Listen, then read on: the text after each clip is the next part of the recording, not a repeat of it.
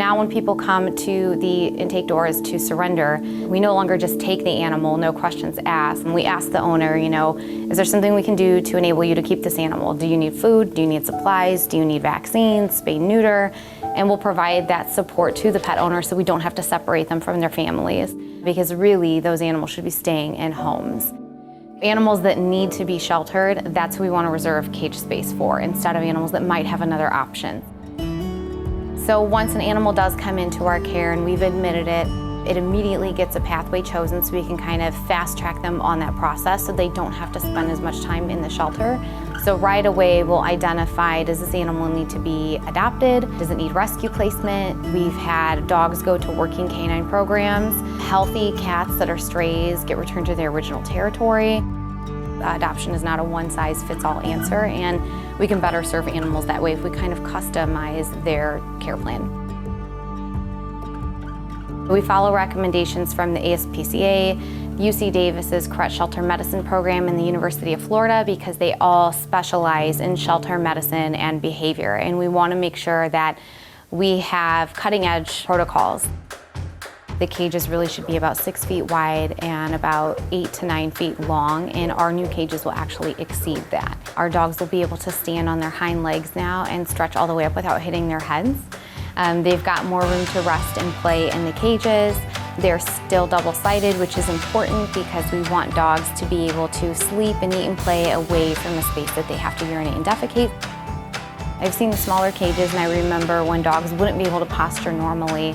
And there were even times when dogs would jump up and get excited to see people and they would hit their heads.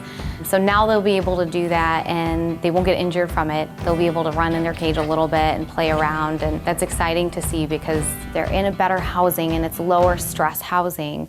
They're going to show better, they're happier, they're healthier overall, and then they get adopted quicker.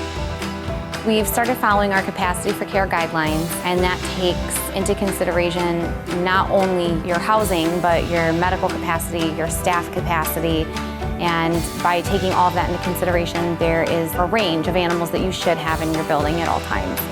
And if you stick to that number, you can pretty much guarantee that you are providing the best care possible. But we're actually seeing more than double the amount of animals that we're able to serve annually because we're caring for them better now.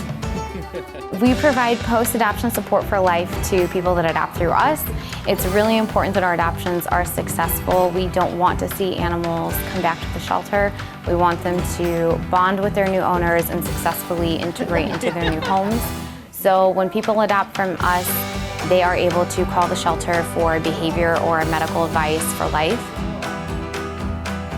It's incredibly humbling, and I still really can't believe that I'm a part of the organization now. I still kind of have to pinch myself. The shelters that I would look to before what to try to copy, we're one of those shelters now. And it's mind-blowing to me to get acknowledgement from some of the leaders in the sheltering industry. I don't see any stop in sight for us. I think at this point everybody is really excited about what's to come for the future of sheltering.